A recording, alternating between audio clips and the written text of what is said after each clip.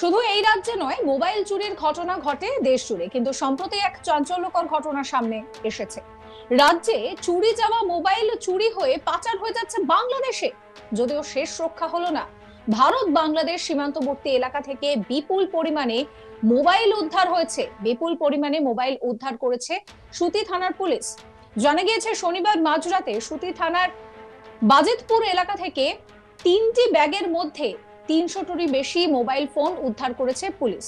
ফরাক্কার SDPO Shamsuddin Sheikh সুতি থানায় রবিবার সাংবাদিকদের মুখোমুখি হয়ে জানান, পুলিশ সীমান্তবর্তী এলাকায় টহল চালানোর সময় 3টি ব্যাগ দেখতে পায়। সেই সময় ব্যাগগুলোতে তল্লাশি চালিয়ে উদ্ধার করা হয় 300টি নামি দামি কোম্পানির মোবাইল ফোন, যার আনুমানিক মূল্য প্রায় 25 লক্ষ টাকা। তবে পুলিশ এখনো কাউকে গ্রেফতার করতে না পারলেও তল্লাশি শুরু করেছে। এর আগেও চোরাই মোবাইল সহ দুজনকে গ্রেফতার করা হয়েছে, তাদের জিজ্ঞাসাবাদ করা হচ্ছে। তবে এলাকায় একটি বড় চক্র কাজ করছে। আমরা খুব তাড়াতাড়ি তাদেরও আইনের আওতায় আনবো। এই বিপুল পরিমাণে ফোন সীমান্তবর্তী এলাকায় কেন মজুদ রাখা হয়েছিল, পুরো ঘটনার তদন্ত শুরু করেছে সুতি থানার পুলিশ। আমাদের প্রাথমিক অনুমান, বাংলাদেশে পাচারের উদ্দেশ্যে এই ফোনগুলোকে মজুদ করা হয়েছিল বলছেন এসডিপিও শামসুদ্দিন শেখ। শোনাবো তার কথা। গতকাল রাত্রে সন্ধ্যের পরে আমাদের কাছে একটা ইনফরমেশান আসে। সেই ইনফরমেশান ওয়ার্কআউট করার জন্য সুতি থানা বাজিতপুর ঘাটে যায় এবং সেখানে সার্চ করার পর 3টে ব্যাগ পাই। তো সেটা ভালোভাবে দেখার পর আমরা সেই ব্যাগ থেকে টোটাল 300টা মোবাইল রিকভার করি। এগুলো আনআইডেন্টিফাইড হিসেবে ছিল এখানে। তো এটা আমরা তারপরে 300টা মোবাইল টোটাল পাওয়া গেছে। তার মধ্যে আইফোন আছে প্রায় 10টা এবং অন্যান্য হাই এন্ড অনেক ফোন আছে। তার আনুমানিক বাজার মূল্য প্রায় 25 লাখ টাকার মতো আমরা এখন পর্যন্ত যা পেয়েছি। আমরা এটা তদন্ত করছি। তদন্ত করে যদি পাই আপনাদেরকে নিশ্চয়ই জানাবো যে কী কারণে এগুলো এখানে এসেছিল, কী তার উদ্দেশ্য ছিল। এটা আমরা তদন্ত করে আমরা জানাবো। কেউ কি আটক হয়েছে? না, এটাতে এখনো পর্যন্ত কাউকে আমরা আটক করতে পারিনি। পুলিশ সূত্রে আরো জানা যায়, এই রাজ্যে মোবাইল চুরি হলেও তা চলে যেত ভিন রাজ্যে, কিন্তু অপারেশন প্রয়াসে এর ফলে বিপুল পরিমাণ মোবাইল উদ্ধার হয়েছে ভিন রাজ্য থেকে। ফলে চোরাচালানকারীরা আরো সতর্কতা অবলম্বন করছে। এবার আর ভিন রাজ্যে নয়, মোবাইল চলে যাচ্ছে সোজা বাংলাদেশে, যেখান থেকে পুলিশ আইএমই এর নাম্বারটা, যে নাম্বার রয়েছে সেই নাম্বারটা কিন্তু ট্র্যাক করছে। এই নিয়ে আমার কলিগ সব্যসাচী ব্যানার্জি একটি রিপোর্ট দিয়েছেন, সেই রিপোর্ট রইল আপনাদের জন্য। সুতির বাজিতপুর এলাকা থেকে এই 3টি ব্যাগ উদ্ধার করলো সুতি থানার পুলিশ এবং সেই ব্যাগগুলি খুলে দেখতেই চক্ষু চড়ক গাছ পুলিশের, কারণ 3টি ব্যাগেই ভর্তি মোবাইল। প্রায় 100টি করে মোবাইল ভর্তি ছিল 3টি ব্যাগে এবং 3টি ব্যাগ থেকেই প্রায় 300টি মোবাইল উদ্ধার করলো পুলিশ। ভারত বাংলাদেশ সীমান্তবর্তী এলাকা বাজিতপুর, সেই বাজিতপুর এলাকায় পুলিশের কাছে খবর আসে যে সেই এলাকাতেই কিছু মানুষজন ঘোরাফেরা করছে এবং 3টি ব্যাগ পড়ে আছে। তারপরেই সুতি থানার আইসি সুপ্রিয় রঞ্জন মাঝির নেতৃত্বে একটি পুলিশ টিম সেখানে গিয়ে উপস্থিত হতেই সেই ব্যাগগুলিকে উদ্ধার করে এবং ব্যাগগুলি থেকে উদ্ধার হয় বিপুল পরিমাণের নামি দামি কোম্পানির মোবাইল।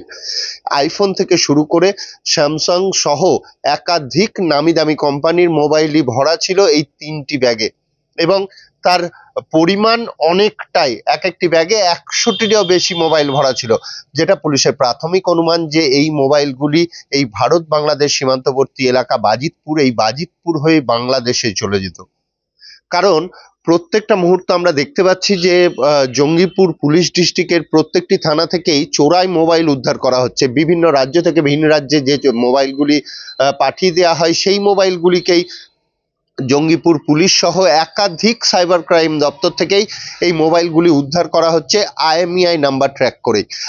আইএমইআই নাম্বার ট্র্যাক করেই কোন এলাকায় মোবাইলটি আছে, আবার তাতে সিম ভরলে সেই নির্দেশিকা পেয়ে যাচ্ছে পুলিশ, সেই ইনফরমেশনের বেসিসেই সেই মোবাইলগুলিকে উদ্ধার করছে।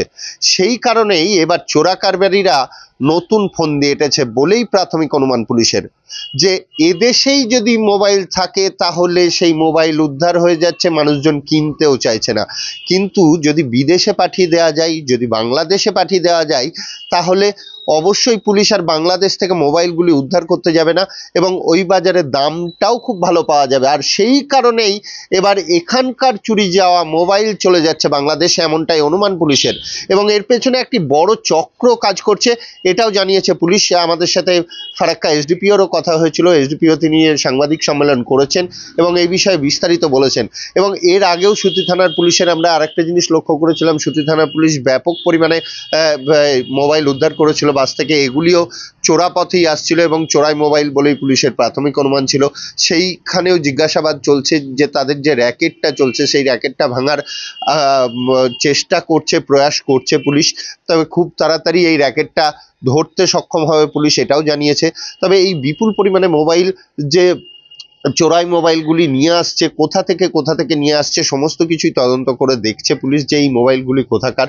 তবে প্রাথমিকভাবে পুলিশের অনুমান যে প্রত্যেকটি মোবাইলই চোরাই পথেই এসছে এবং চুরি গিয়েছে যে সকল ব্যক্তির মোবাইল, সেই মোবাইলগুলি একত্রিত হয়েই এবার বাংলাদেশ পাড়ি দিচ্ছিল।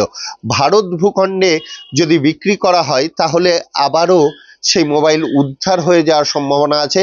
কাজেই চোরা কারবারিরা এবার বেছে নিয়েছে বাংলাদেশ। বাংলাদেশে যদি বিক্রি করে, বর্ডার পার করে যদি বাংলাদেশ তারা পাঠিয়ে দিতে পারে, তাহলে সেই মোবাইল রিকভারি হওয়ার সম্ভাবনা অনেকটাই কম। সেই কারণেই চোরা কারবারিরা এবার বাংলা ভারত যে সীমান্তবর্তী এলাকা, সেই এলাকা দিয়েই এই চোরাই মোবাইলগুলি পাস করারই একটি প্রবণতা বা চেষ্টা করছিল। আর তার আগেই পুলিশ ধরে ফেলে, যদিও কাউকে গ্রেপ্তার করতে পারেনি পুলিশ, কিন্তু 3টি ব্যাগই উদ্ধার হয়েছে এবং 3টি ব্যাগে যে মোবাইলগুলি ছিল সেগুলি একদম নতুন অবস্থাতেই, একদম নতুনই বলা যেতে পারে, ব্যবহার করা মোবাইল হলেও নতুন অবস্থাতেই ছিল এবং নামি দামি কোম্পানির মোবাইল।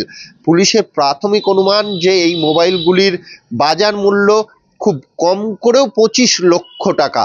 আর এই বিপুল পরিমাণে মোবাইলই যখন বাংলাদেশ পাচার হয়ে যেত তখন বাংলাদেশেই ব্যবহার করতে লেগে যেত। কাজেই IMEI ট্র্যাক করেও যখন বাংলাদেশের লোকেশন পেত আমাদের মুর্শিদাবাদ পুলিশ সহ বেঙ্গল পুলিশ, তখন আর সেই মোবাইলগুলি উদ্ধার করতে পারা সম্ভব হতো না। আর সেই কারণেই চোরা পাচারকারীরা এবার বাংলাদেশের বাজারকেই ব্যবহার করতে চাইছে এই চোরা মোবাইলগুলি বিক্রি করার উদ্দেশ্যে। সেই কারণেই প্রাথমিক অনুমান পুলিশের যে ভারত বাংলাদেশ সীমান্তবর্তী যে এলাকা, সুতি থানার বাজিতপুর পদ্মা সংলগ্ন একটি গ্রাম, একবারে সীমান্তবর্তী গ্রাম বলাই যেতে পারে। আর ওই সীমান্তবর্তী গ্রামেই এই 3টি মোবাইলের ব্যাগ এই কারণে রাখা হয়েছিল যে হয়তো একটু চোখের আড়াল হলেই এই ব্যাগগুলি নিয়ে বাংলাদেশ পাড়ি দিত। হয় বাংলাদেশি কোনো চোরা পাচারকারী কিংবা এই দেশের যে চোরা পাচারকারীরা আছে তারাই বাংলাদেশের বর্ডার সংলগ্ন এলাকায় এই ব্যাগগুলি রেখে আসতো, তারপরেই তারা নিয়ে চলে যেত। এইটাই পুলিশের প্রাথমিক অনুমান। কিন্তু এই হাত বদলের আগেই পুলিশ এই ব্যাগগুলিকে উদ্ধার করে এবং এই ব্যাগগুলি কে বা কারা রেখেছিল সেই বিষয়েও জিজ্ঞাসাবাদ করছে পুলিশ। প্রাথমিকভাবে এই বিষয়ে বিস্তারিত না জানাতে গেলেও পুলিশ এইটুকুটা জানিয়েছে যে একটি বড় র্যাকেট, বড় চক্র কাজ করছে এর পেছনে এবং এই চক্রটিকে খুব তাড়াতাড়ি পুলিশ তাদের নিজের নাগালে নিয়ে আসবে এবং এই চক্রটিকে ভাঙবেই। এই চোরা মোবাইলগুলি কোথা থেকে নিয়ে আসছে এই চোরা কারবারিরা, সেই বাজারেরও খোঁজ করছে পুলিশ। এবং বলাই যেতে পারে যে প্রতিনিয়ত প্রত্যেক মাসেই 1 থেকে 2টো আমরা প্রোগ্রাম দেখতেই পাই জঙ্গিপুর পুলিশের উদ্যোগে। একাধিক থানা থেকেই যে হারিয়ে যাওয়া মোবাইল ফিরিয়ে দেওয়ার যে প্রবণতা, ফিরিয়ে দেওয়ার যে ব্যবস্থা পুলিশ অতি তৎপরতার সাথেই করছে এবং এই মোবাইলগুলি যেগুলি সিজ করা হয়েছে সেই মোবাইলগুলিও প্রকৃত মালিক যারা তাদের কাছেও ফিরিয়ে দেওয়া হবে, সেটাও পুলিশ জানিয়েছে। এই মোবাইলগুলি কোথা থেকে এসছে সেই বিষয়েও তদন্ত করছে পুলিশ। সুতি থানার পুলিশ অতি তৎপরতার সাথে এই চোরা মোবাইল চক্রের, পাচার চক্রের যে র্যাকেট, সেই র্যাকেটটাকে ধরার চেষ্টা করছে, এমনটাই জানা গিয়েছে।